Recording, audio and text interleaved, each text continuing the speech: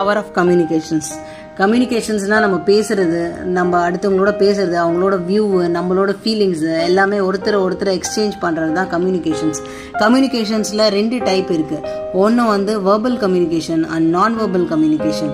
Verbal communication பார்த்தீங்கன்னா நம்ம வாய் வழியாக பேசுகிறது, நம்மளோட ஃபீலிங்ஸை சொல்கிறது, அடுத்தவங்கள மோட்டிவேட் பண்ணுறது. அரசியல் தலைவர்கள்லாம் பார்த்தீங்கன்னா எப்படின்னா அவங்களோட வே ஆஃப் கம்யூனிகேஷன்ஸ் வந்து ஸ்ட்ராங்காக இருக்கும், அவங்களோட ஸ்பீச் வந்து ஸ்ட்ராங்காக இருக்கும்.